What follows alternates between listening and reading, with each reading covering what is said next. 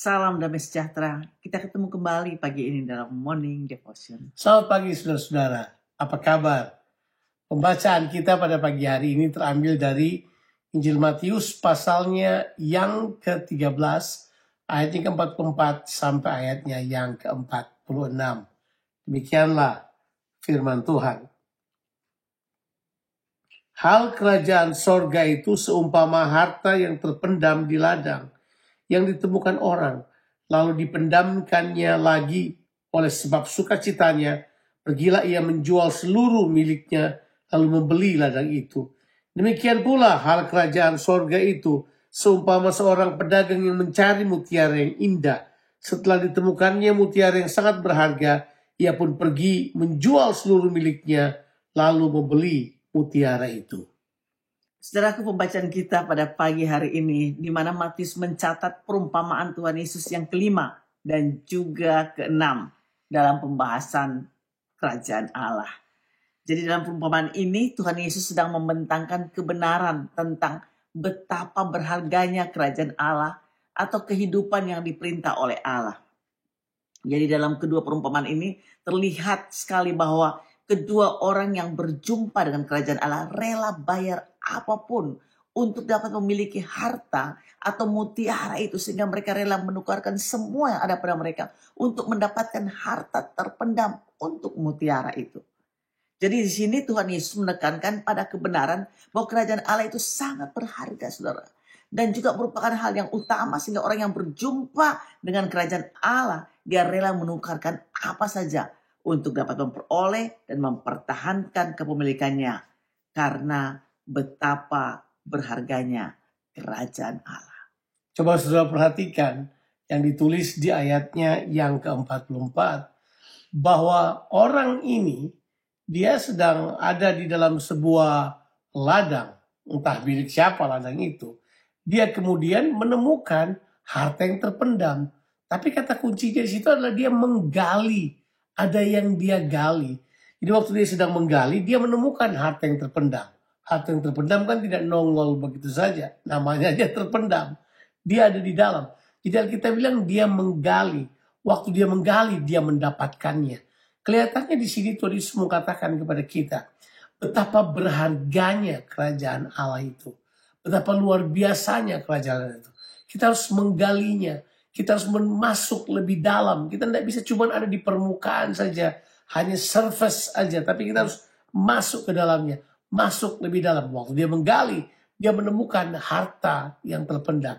Demikian juga dengan kerajaan Allah. Kita perlu menggali dalam-dalam hubungan kita. Dan kemudian pengenalan kita akan Mesias itu. Kita perlu menggali dalam-dalam kehidupan kita. Ditulis di Alkitab. Orang yang mendengarkan perkataan firman Tuhan dan melakukannya, dia sama seperti orang yang membangun sebuah rumah. Dia menggali dalam-dalam untuk meletakkan dasar kehidupannya. Ya, saudaraku, jadi pada perumpamaan mutiara yang berharga kita menjumpai ada seorang pedagang yang mencari mutiara yang indah. Setelah dia temukan, pedagang ini pun menjual seluruh miliknya lalu membeli mutiara itu. Sebagai pedagang, saudara, dia pasti telah memiliki mutiara yang memiliki kualitas yang lebih rendah atau kurang berharga. Jadi setelah pencahariannya berhasil, dia rela menjual seluruh miliknya, termasuk barang-barang yang kurang berharga, untuk memperoleh mutiara yang indah tersebut.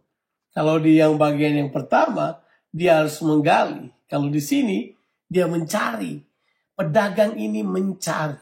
Setelah dia menemukan harta yang sebenarnya, dia rela menukarkan semuanya yang lain. Ini kan mutiara, mutiara yang paling indah. Ya ada mutiara yang lain, jangan-jangan mutiara yang palsu.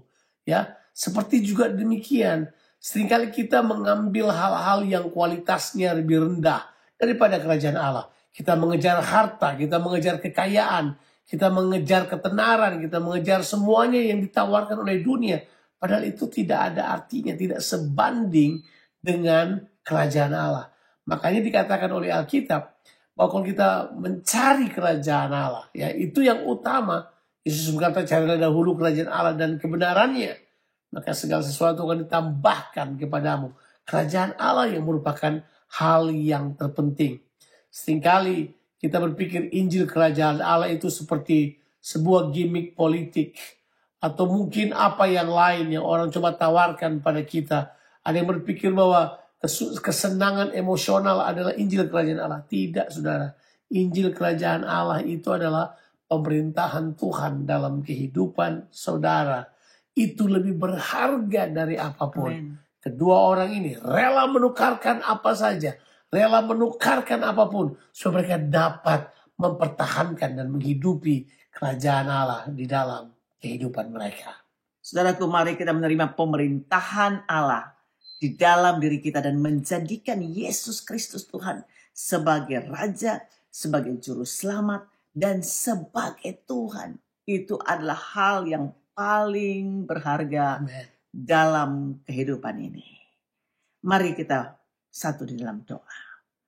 Bapa, kami datang kepadamu, bersyukur kepadamu ya Tuhan. Karena kami memiliki kerajaan Allah. Memiliki pemerintahan kerajaan Allah yang lebih daripada apapun Tuhan. Lebih daripada harta, benda, uang, materi, atau apapun dalam dunia ini. Yang kami tahu Tuhan, bahwa semuanya akan lenyap, semuanya akan sirna juga Tuhan. Tapi memiliki Engkau Tuhan Yesus, memiliki pemerintahan-Mu dalam kehidupan kami.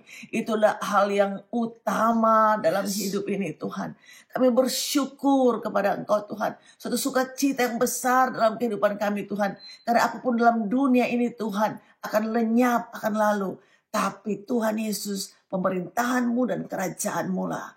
Itu yang utama dalam kehidupan kami. Yaitu Engkau sendiri, Tuhan Yesus Kristus. Terima kasih banyak Tuhan. Kami siap melangkah hari ini. Karena Tuhan Engkau ada bersama kami. Dan Engkau yang memerintah seluruh kehidupan kami. Dalam nama Tuhan Yesus Kristus. Amin. Tuhan Yesus memberkati. Sampai jumpa.